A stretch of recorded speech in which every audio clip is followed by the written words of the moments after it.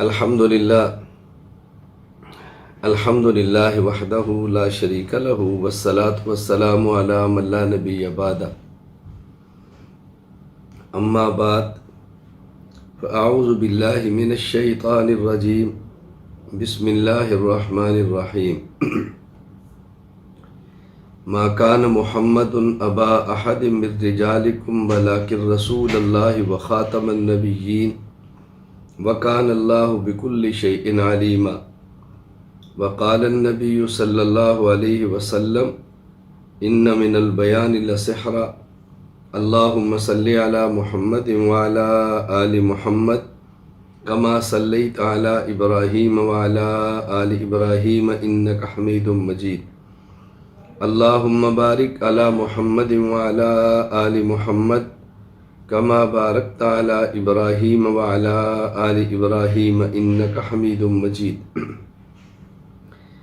اللہ تعالیٰ نے احسان فرمایا کہ انبیاء علیہ السلام کو انسانیت کی ہدایت کے لیے بھیجا، اور سب سے آخر میں خاتم الانبیاء سید المرسلین حضرت محمد مصطفیٰ صلی اللہ علیہ وسلم کو نبی، رسول اور آخری رسول بنا کر بھیجا۔ قیامت تک کے لیے نبوت کا دروازہ بند کر دیا گیا۔ اب قیامت تک کوئی نیا نبی نہیں آئے گا، کوئی نبی پیدا نہیں ہوگا۔ حضور اکرم صلی اللہ علیہ وسلم آخری نبی ہیں، آپ کے بعد کوئی نبی پیدا نہیں ہوگا۔ میرے ان الفاظ پہ غور کریں، تفصیل سے بات پھر کریں گے۔ ایک یہ کہ یہ جملہ کہنا کہ رسول اللہ صلی اللہ علیہ وسلم آخری نبی ہیں اور آپ کے بعد کوئی نبی نہیں آئے گا، اور ایک یہ ہے کہ آپ آخری نبی ہیں، آپ کے بعد کوئی نبی پیدا نہیں ہوگا۔ جملہ یہ استعمال کرنا ہے کہ رسول اکرم صلی اللہ علیہ وسلم آخری نبی ہیں اور آپ کے بعد کوئی نبی پیدا نہیں ہوگا۔ علماء کرام کو اللہ تعالیٰ نے انبیاء علیہ السلام کا وارث بنایا ہے، اور نبی کا کام واعظ، نصیحت، دعوت، تبلیغ بنیادی ہے۔ پیغمبر کا بنیادی کام ہے بلغ، قم فانذر، ادعو الی سبیل ربک۔ ظاہر ہے یہی کام عالم کا بھی ہے، اس لیے علماء کا واعظ، مبلغ، داعی، خطیب، مقرر ہونا از حد ضروری ہے۔ ہمارے ہاں واعظ کا معنی جو معروف ہے وہ غلط ہو گیا ہے، اسی طرح ہمارے ہاں خطیب اور مقرر کا ایک مفہوم غلط چل پڑا ہے۔ لوگ سمجھتے ہیں کہ سریلا ہو، جوشیلا ہو، اور اللہ معاف فرمائے بس پیشہ ور ہو۔ خطابت اور واعظ کا معنی ہرگز یہ نہیں۔ واعظ اور خطیب اور مبلغ کا معنی ہے اللہ تعالیٰ کی وہ باتیں جو پیغمبر پاک صلی اللہ علیہ وسلم نے انسانیت کو دی ہیں، وہ باتیں امت تک پہنچائے، وہ دین آگے پھیلائیں، اپنی زبان سے، اپنے قول سے، اپنے فعل سے۔ عالم کی ذمہ ہے کہ وہ داعی اور مبلغ بن کر دین کا کام کرے۔ ہمارے ہاں اس سال آپ حضرات کی خواہش پر آن لائن دورہ حدیث شریف کا ہندوستان والے احباب کے لیے آغاز کیا گیا ہے، تو ہماری خواہش ہے کہ آپ پڑھیں بھی اور بیان کرنا بھی سیکھیں کہ بیان کیسے کرنا ہے۔ اس کے حوالے سے تفصیلی ہدایات مفتی عاطف حنفی صاحب حفظہ اللہ نے آپ کو دی ہیں، وہ آئندہ بھی نگرانی کریں گے، آپ کو سمجھائیں گے۔ میں نے آج کی مجلس میں بنیادی طور پر دو باتیں کہنی ہیں۔ نمبر ایک، اپنی خطابت، اپنی تقریر، اپنے وعظ میں بات کیا کریں۔ نمبر دو، اپنے وعظ، اپنی تقریر، اپنی خطابت میں بات کیسے کریں۔ دو باتیں ہیں بنیادی۔ نمبر ایک، بات کیا کرنی ہے، نمبر دو، بات کیسے کرنی ہے۔ کیا اور کیسے، بات کیا کرنی ہے، اس میں بنیادی طور پر 5 چیزیں ذہن نشین فرمائیں۔ نمبر 1، خطبہ ایسا پڑھیں جس میں اللہ تعالیٰ کی حمد و ثنا، رسول اکرم صلی اللہ علیہ وسلم پر درود، قرآنی آیات یا احادیث ہو، اور خطبہ مختصر سے مختصر پڑھیں۔ عربی خطبہ اپنے اردو بیان سے پہلے بہت طویل نہ دیں، وقت کم ہوتا ہے، بات زیادہ کہنی ہوتی ہے، تو بات سمجھانے کی کوشش کریں۔ نمبر 2، اپنا عقیدہ بیان فرمائیں، اپنا مسئلہ بیان فرمائیں۔ جس عقیدہ یا مسئلہ کو بیان کرنا اس کو ذرا کھولیں، ہمارا عقیدہ کیا ہے، ہمارا مسئلہ کیا ہے۔ نمبر 3، اس پر دلائل دیں، اور جس دلیل کو آپ صحیح طاقت سے اور تفہیم سے بیان کر سکتے ہیں وہ دلیل کو پیش کریں۔ آپ کے پاس ایک عقیدے پر 10 دلائل ہیں تو 10 پیش کرنے ضروری نہیں ہے، 2 پیش کر دیں وقت کے حساب سے، مستحکم مضبوط دلیل پیش کریں۔ نمبر 3، دلائل پیش کریں۔ نمبر 4، دلائل کے بعد اپنے اکابر مشائخ کے اقوال کو یا ان کی عبارات کو تائید کے طور پہ پیش فرمائیں۔ تائید الگ ہوتی ہے، دلیل الگ ہوتی ہے۔ پہلے اپنے عقیدہ یا مسئلہ پر دلیل پیش فرمائیں، پھر اس پر تائیدات پیش فرمائیں۔ نمبر 5، نظریات پر بات کرے، ذاتیات پر بات نہ کرے۔ نظریہ پیش کرے، عقیدہ پیش کرے، افراد کی ذات پر بات نہ کرے، نظریات پر بات کرے۔ ہاں، جس نظریے پر بات کی جا رہی ہے، اگر آپ کے سامنے اس وقت اس کے مقابلے میں غلط نظریہ پیش کرنے والا وہ شخص ہے جس نے دعوی نبوت بھی کیا ہے، تو پھر ذاتیات پہ بھی بات کریں، پھر اس کی ذات کو بھی زیر بحث لائیں۔ نبی اور مولوی میں فرق ہے۔ نبی کی جس طرح بات کو ماننا ضروری ہے، اسی طرح اس کی ذات کو ماننا بھی ضروری ہے۔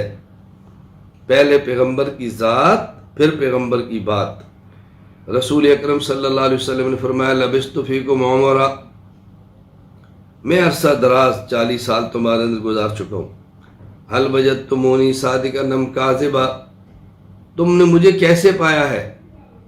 ترجمہ سمجھیں، تم نے مجھے کیسے پایا ہے؟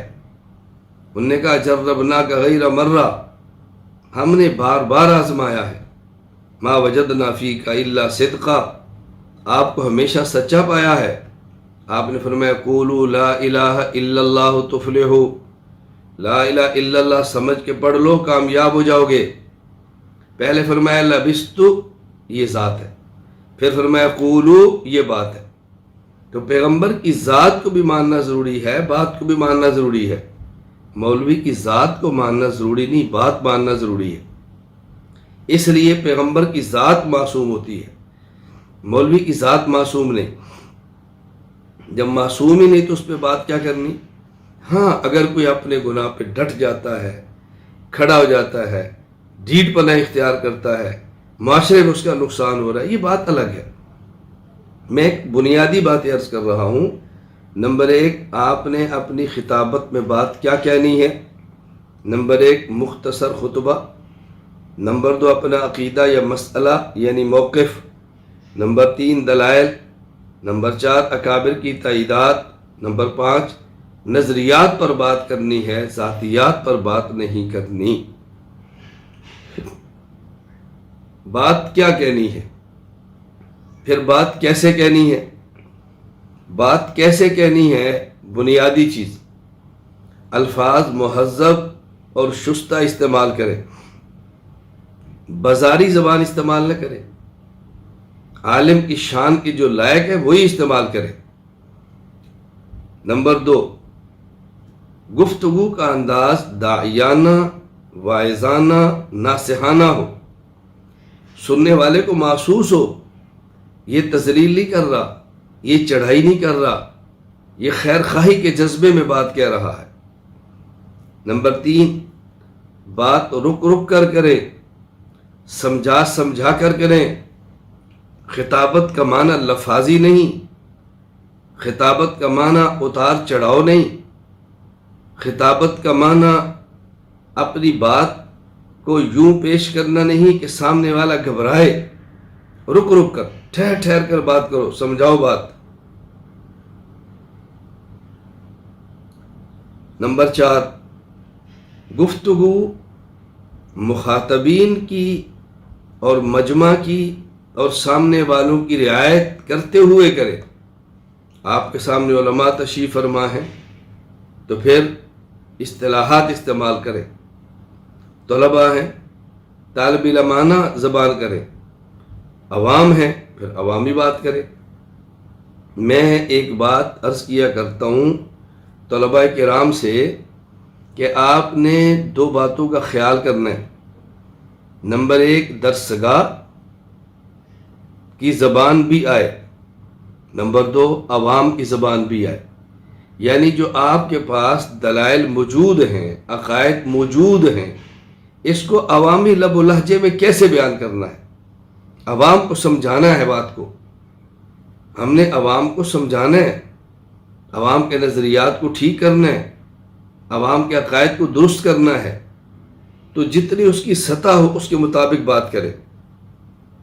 نمبر 5، آپ جوان ہیں تو آواز میں جوانی کی گرج ہو، شجاعت کی گرج ہو، لہجہ بتائے کہ جوان بات کر رہا ہے، بات اس انداز میں کر رہا ہے کہ اس کو اپنے موقف کی صداقت پر یقین ہے، آپ نے نظریے کی حقانیت پر یقین ہے، یہ خود کو برحق سمجھ کر بات کہہ رہا ہے، طرز ایسا ہو، لب و لہجہ ایسا ہو۔ انشاءاللہ العزیز آپ نے اگر ان 5 چیزوں کا خیال کیا نا، الفاظ شستہ مہذب، انداز داعیانہ واعظانہ ناصحانہ، بات رک رک کر سمجھا سمجھا کر کریں، گفتگو مجمع کی رعایت کرتے ہوئے کریں، آواز میں جوانی شجاعت اور اپنے موقف کی حقانیت کی گرج ہو، انشاءاللہ العزیز جہاں آپ ہوں گے وہاں آپ ہی ہوں گے، جہاں آپ ہوں گے وہاں آپ ہی ہوں گے۔ تو خطابت کی بنیاد 2 چیزیں ہیں، بات کیا کرنی ہے، نمبر 2 بات کیسے کرنی ہے۔ باقی اہم بات خطابت کا مقصد کیا ہے، واعظ کا مقصد کیا ہے، دنیا کمانا نہیں۔ میں کئی بار اپنے بیانات میں یہ بات کہتا ہوں کہ جس دن بیان کا میرا مقصد اور دین کو پھیلانے کا مقصد یہ بن جائے کہ اس سے دنیا حاصل ہو جائے، اس دن سے پہلے اللہ مجھے موت دے دے، اس دن سے پہلے اللہ اس دنیا سے لے جائے۔ دین کو بیان کرنے کا مقصد دنیا نہیں، یہ بات مؤثر ہو، لوگ تو بات سمجھ آئے، مقصد امت کو سمجھانا ہے۔ تو اس کے لیے طریقہ کار کیا اختیار کریں؟ نمبر 1، صلاۃ الحاجہ، اللہ تعالیٰ سے مانگنا، اللہ تعالیٰ سے مانگنا، اللہ تعالیٰ سے مانگنا کہ یا اللہ میری بات میں اثر ڈال دے، میری بات ان کے دل میں ڈال دے، اے اللہ جو میں کہنا چاہتا ہوں سمجھا دے، مجھ پر میری بات کو کھول دے اور ان کو میری بات سمجھا دے۔ اللہ سے مانگنا، صلاۃ الحاجہ نفل پڑھے، وقت کم ہے، اچانک پہنچے ہیں، نوافل کریں، اللہ سے دعا مانگنے، اس کا بہت اہتمام کریں۔ اور پھر لباس عالمانہ ہو، یہ بھڑکیلے لباس، یہ شوشے پن والے لباس عالم کو زیب نہیں دیتے۔ عالم وہی لباس استعمال کرے جو عالم کو زیب دیتا ہے۔ اپنا چہرہ، اپنی داڑھی بنا سنوار کے رکھیں، اپنے سر پہ عمامہ سجا کے رکھیں۔ آپ کے علاقے میں جو شرفاء کا لباس ہے، सुलहा का लिबास है, उलमा का लिबास है, उस लिबास को ज़ेब तन फरमाएं, सलातुल हाजा का अहतमाम करें, वज़ाक़त आलिमाना रखें, शुरफा वाली रखें, शरीयत का ख्याल करें।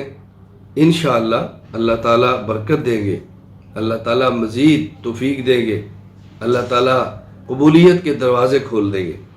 इंशाअल्लाह अल अज़ीज़ मैं आपके लिए दुआ भी करूँगा और अल्लाह ने चाहा तो मालूमात भी लेंगे, निगरानी भी करेंगे। हमारी ख्वाहिश है कि हमारे इन तमाम तलबाए किराम, हमारे तमाम तलबाए किराम जो दौरा हदीस में शामिल हुए हैं, ये पढ़ें भी और बयान करना सीखे भी, बेहतरीन मुहद्दिस बने, बेहतरीन फ़क़ीह बने, बेहतरीन दाई और मुबल्लिग़ बने, बेहतरीन खानका के मुज़क्की और मुरब्बी बने। अल्लाह ताला ये सिफ़ात आपको अता फ़रमाए। आप हज़रात ने गुफ्तगू करनी है तो मैं आज की मजलिस में थोड़ी सी गुफ्तगू करके आपको खिताबत का सलीका और लब व लहजा बताता हूँ कि आपने बात कैसे करनी है, अपना अकीदा कैसे बयान करना है, नज़रिया कैसे बयान करना है, आपने गुफ्तगू में अवाम को मुतवज्जे कैसे रखना है, रुक रुक के बात कैसे कहनी है। तवज्जो रखे, मैं 2-3 बातें सिर्फ करता हूँ आपके ज़हन में आए। हमारा अहलुस सुन्नत वल जमात अहनाफ का अकीदा है, हम अल्लाह की ज़ात को हर जगह पे मानते हैं। अहलुस सुन्नत वल जमात अहनाफ का अकीदा है, हम अल्लाह ताला की ज़ात को हर जगह पे मानते हैं। कुरान करीम में है, वलिल्लाहिल मशरिक़ु वल मग़रिबु फ़इन्नमा तवल्लू फ़सम्मा वजहुल्लाह। मशरिक़ और मग़रिब अल्लाह के हैं, तुम चेहरा जिधर करो अल्लाह की ज़ात उधर ही है। कुरान करीम में है, वाइज़ा सअलका इबादी अन्नी फ़इन्नी क़रीब, मेरे बारे में अगर पूछें इन्हें बता दिया जाए कि मैं करीब हूँ। सवाल अल्लाह की ज़ात के बारे में है तो फिर जवाब भी अल्लाह की ज़ात के बारे में होगा। जब पूछा ज़ात के बारे में है तो जवाब भी ज़ात के बारे में है। अल्लाह कुरान करीम में फरमा रहे हैं, वनहनु अक़रबु इलैहि मिन हब्लिल वरीद, हम शारग से भी ज़्यादा करीब हैं। अहलुस सुन्नत वल जमात अहनाफ देवबंद का अक़ीदा कुरान करीम की आयत के मुताबिक है, अहदीस मुबारका के मुताबिक है, उम्मत के मुक़्तदर असलाफ अकाबिर के नज़रियात के ऐन मुताबिक है। अब देखिए, यूँ बोले, एक एक बात रुक रुक के कहते चले। अहलुस सुन्नत वल जमात अहनाफ का अक़ीदा है, अंबिया अलैहिमुस्सलाम अपनी ज़मीनी क़ुबूर मुबारका में अजसाद उनसरिया के साथ बताल्लुक़ रूह ज़िंदा हैं। पैगम्बर पाक की कब्र पे आके सलातो सलाम पढ़ा जाए, पैगम्बर पाक खुद सिमात फरमाते हैं, और जब दूर से पढ़ा जाए अल्लाह मलाइका के ज़रिए पैगम्बर पाक को सलातो सलाम पूछा देते हैं। ये अक़ीदा कुरान के भी मुताबिक है, अहादीस के भी मुताबिक है, इस पर 20 दलाइल मौजूद हैं। अहलुस सुन्नत वल जमात अहनाफ देवबंद का अक़ीदा है, अंबिया अलैहिमुस्सलाम मासूम हैं, अंबिया अलैहिमुस्सलाम मासूम है, न सगीरा गुना, न कबीरा गुना, न छोटा गुना, न बड़ा गुना, न ऐलान नबुव्वत से पहले गुना, न ऐलान नबुव्वत के बाद गुना। नबी मासूम है। मासूम का माना ये नहीं नबी गुनाह से बचता है, मासूम का माना ये है अल्लाह नबी को गुनाहों से बचाते हैं। मासूम का माना ये है अल्लाह अपने नबी को गुनाहों से बचाते हैं। जिसके सर पे अल्लाह ताज नबुव्वत सजाते हैं, उस नबी को गुनाहों से खुद बचाते हैं। अल्लाह रब्बुल इज़्ज़त पैगम्बर को मासूम बनाते हैं। अहलुस सुन्नत वल जमात अहनाफ देवबंद का अक़ीदा है, नबी मासूम है, पैगम्बर की ज़ात मासूम है, पैगम्बर की ज़ात मासूम है। तवज्जो से बात से मात फरमाएं, मेरे दलाइल को तवज्जो से सुने। मैं जो बात कहना चाहता हूँ इस बात को तवज्जो से समात फरमाएं। अहलुस सुन्नत वल जमात अहनाफ देवबंद का अक़ीदा है, पैगम्बर की ज़ात मासूम है, छोटे गुनाह से भी मासूम है, बड़े गुनाह से भी मासूम है। ऐलान नबुव्वत से पहले भी, ऐलान नबुव्वत के बाद भी नबी से कभी कोई गुनाह सरजद नहीं होता। सिर्फ ये नहीं, सरजद होता नहीं, अल्लाह सरजद होने देते नहीं, अल्लाह सरजद होने دیتے نہیں، یہ علماء دیوبند کا نظریہ ہے۔ یہ میں نے تھوڑی سی بات کی ہے، اب آپ کو بات کرنے کا سلیقہ آئے گا جو رک رک کے، جم کے، ٹھہر ٹھہر کے بات کریں اور اپنے عقیدے پر دلائل برسائیں۔